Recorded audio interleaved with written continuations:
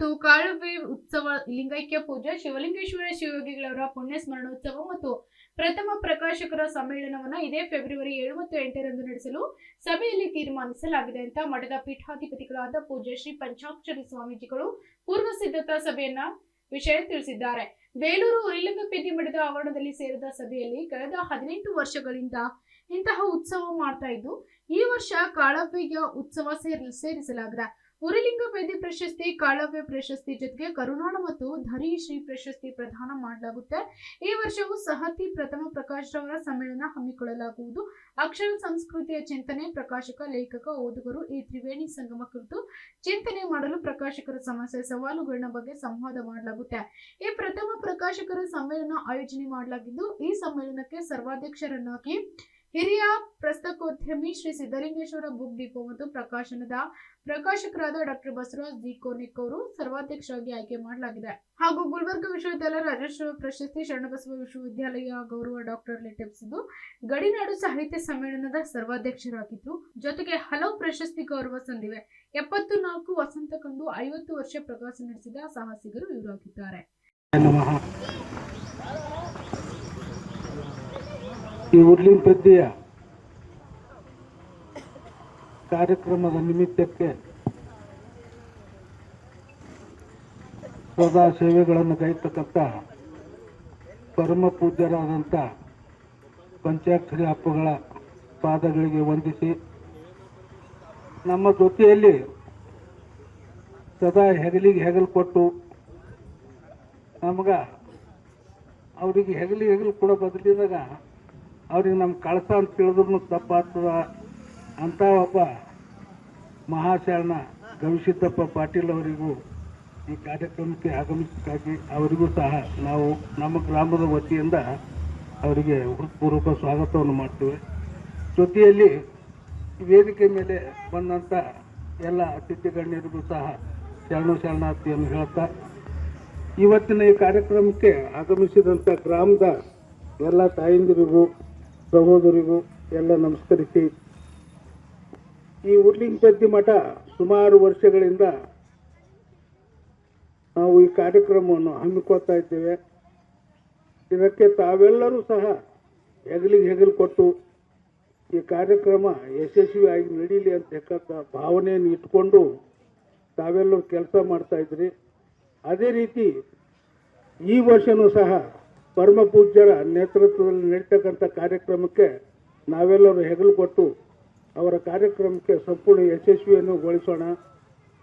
ಆದರೆ ಇವತ್ತ ನಮಗೆ ಈ ಉರ್ಲಿಂಗಪೇದಿ ಮಠದ ಒಂದು ವಿಶಿಷ್ಟತೆಯನ್ನು ಇವತ್ತು ಇಡೀ ಬರೀ ನಾವು ಕೊಂಡಾಡದೆ ಇಡೀ ರಾಜ್ಯದಲ್ಲಿ ನಮಗೊಂದು ಸಂತೋಷ ತರ್ತಾ ಇದೆ. ನಮ್ಮ ಉರ್ಲಿಂಗಪೇದಿ ಮಠದ ಪಂಚಾಕ್ಷರಿ ಅಪ್ಪಗಳನ್ನು ಎಂತೆಂಥ ದೊಡ್ಡ ದೊಡ್ಡ ಕಾರ್ಯಕ್ರಮಗಳಲ್ಲಿ ಆಹ್ವಾನಿಸ್ತಾ ಇದ್ದಾರೆ.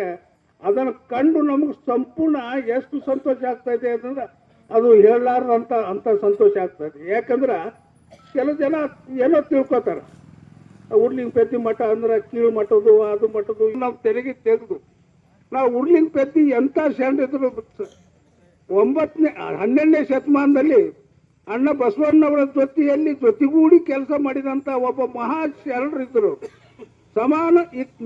ಸಮಾನತೆ ಬಸವಣ್ಣವರ ಜೊತೆಯಲ್ಲಿ ಸಮಾನತೆಯನ್ನು ಇಟ್ಕೊಂಡು ಕೆಲಸ ಮಾಡಿದಂಥ ಒಬ್ಬ ಮಹಾ ವ್ಯಕ್ತಿಗೆ ನಾವು ಇವತ್ತು ಅಲ್ಲಿ ಹುಟ್ಟೋದು ನಾವು ಯಾರ್ದಾರ ಮನೆ ಹುಡ್ತೇವೆ. ಆದ್ರೆ ಅದು ಮನೆ ನಮ್ಗೆ ಸಂಪೂರ್ಣ ಅದೇ ಜಾತಿ ತೊಗೊಂಡು ಹೋಗ್ತದೆ ಅಂತ ಅರ್ಥ ಅಲ್ಲ. ಅದ್ರದ್ದು ನಾವು ಮಾಡ್ತಕ್ಕಂಥ ಕಾರ್ಯ ಇವತ್ತ ಉರ್ಲಿಂಗಪೇದಿ ಮಠದ ಪೂಜ್ಯರಾದಂಥ ಅಧ್ಯಕ್ಷರಾದಂಥ ಪರಮ ಪೂಜ್ಯ ಉರ್ಲಿಂಗಪೇದಿ ಇವತ್ತು ನಮ್ಮ ಮಠದಲ್ಲಿ ಏನಿದೆ, ನಮ್ಮೂರಲ್ಲಿ ಇವತ್ತು ಪಂಚಾಕ್ಷರಿ ಅಪ್ಪಗಳು ಇವತ್ತು ಎಲ್ಲರೂ ಹೋದ್ರೆ ಇವ್ರು ಈ ಜಾತಿಯವರು ಅಂತೇಳಿ ಯಾರು ಗುರುತಿಸ್ಕೊಳ್ಳಲ್ಲ. ಇವರೊಬ್ಬರು ಮಠಾಧೀಶರು, ಇವರು ಉರ್ಲಿಂಗಪೇದಿ ಮಠದ ಮಠಾಧೀಶರು ಅಂತ ಹೇಳಿ ಗುರುತಿಸ್ಕೊಂಡು ಅವ್ರಿಗೆ ಬೇಕಾದಂಥ ಸನ್ಮಾನಗಳೇನು ಸಿಗ್ತಾವ, ಆ ಗೌರವ ಇವತ್ತು ಯಾವುದೇ ಮಠಾಧೀಶರಿಗೆ ಸಿಗ್ತಾ ಇದೆ. ಅದ್ರ ಜೊತೆಯಲ್ಲಿ ಇವತ್ತು ನಾವು ಸುಮಾರು ವರ್ಷಗಳಲ್ಲಿ ಇಡೀ ನಮ್ಮ ಬೀದರ್ ಜಿಲ್ಲೆಯಲ್ಲಿ ಅಥವಾ ಬಾಜು ಯಾವುದೇ ಜಿಲ್ಲೆಯಲ್ಲಿ ಸಹ ಇವತ್ತು ನಮ್ಮ ಉರ್ಲಿಂಗಪೇದಿ ಮಠಕ್ಕೆ ಎಂತೆಂಥ ಮಹಾ ವ್ಯಕ್ತಿಗಳನ್ನು, ಎಂತೆಂಥ ಸಾಹಿತಿಗಳನ್ನು ಆಹ್ವಾನ ಮಾಡಿ ಇಲ್ಲಿಗೆ ಕರ್ಸ್ಕೊಂಡಿದ್ದೇವಲ್ಲ, ಅಂತ ಅಂಥ ಸಾಹಿತಿಗಳನ್ನು ಇವತ್ತಿಗೆ ಯಾವ ಮಠದವ್ರನ್ನು ಕರ್ಸ್ಕೊಂಡಿಲ್ಲ. ಈ ವರ್ಷ ಆದ್ರೂ ಸಹ ಅಂಥ ಮಹಾವ್ಯಕ್ತಿಗಳು ಸಮಾಜದಲ್ಲಿ ಈಗ ಶರಣರು ಹೇಳಿದ್ರೆ ನಮ್ಮದು ಇವತ್ತು ಏನೋ ಸ್ವಲ್ಪ ಜನ ಆಗ್ಲತ್ತದ, ಅದನ್ನೆಲ್ಲ ಮರೆತು ಅದನ್ನೆಲ್ಲ ಬದಿಗೊತ್ತಿ ನಾವೆಲ್ಲರೂ ಒಂದೇ ಅಂತಕ್ಕಂಥ ಭಾವನೆಯನ್ನು ತಂದು ನಾವೆಲ್ಲರೂ ಈ ಕಾರ್ಯಕ್ರಮನೂ ಸಹ ಈ ವರ್ಷದ ಕಾರ್ಯಕ್ರಮನೂ ಸಹ ನಾವು ಪೂಜ್ಯರ ಗವಿಸಿದ್ದಪ್ಪ ಪಾಟೀಲ್ ಅವರ ಹೆಗಲಿಗೆ ಕೊಟ್ಟು ನಾವೆಲ್ಲರೂ ಸಂಪೂರ್ಣವಾಗಿ ಕೆಲಸ ಮಾಡಲಿಕ್ಕೆ ನಾವು ಸಿದ್ಧರಿದ್ದೀವಿ.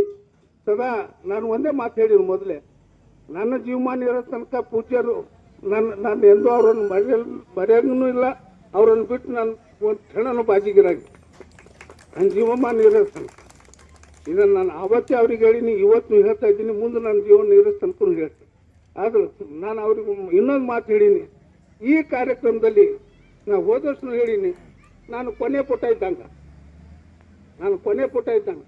ಕೊನೆ ಪುಟದಾಗ ನೀವೇನು ಬರೀರಿ, ಆ ಬರೆದಿದ್ದು ನಾನು ಒಪ್ಕೊಂಡು ನಾನು ಕೆಲಸ ಮಾಡ್ಲಕ್ಕ ನೀವು ಕೊಟ್ಟದ್ದು, ನೀವು ಇಲ್ಲಿ ಮಾಮೂಲಿ ಕುರ್ಚಿ ಹಾಕೋದು ಕುರ್ಚಿ ಹಾಕ್ತೀನಿ, ಪತ್ರಿ ಹಾಕ್ತೀನಿ, ಏನು ಕೆಲಸ ಕೊಡ್ತೀರಿ ಆ ಕೆಲಸ ಸದಾ ನಿಮ್ಮ ಸೇವೆಯಲ್ಲಿ ನಿಮ್ಮ ಅಡಿಯಲ್ಲಿ ಮಾಡಕ್ಕೆ ನಾನು ಸಿದ್ಧ ನಿಂತೀನಿ ಅಂತ ಹೇಳಿ. Bureau report, SSV news, Kalaburagi.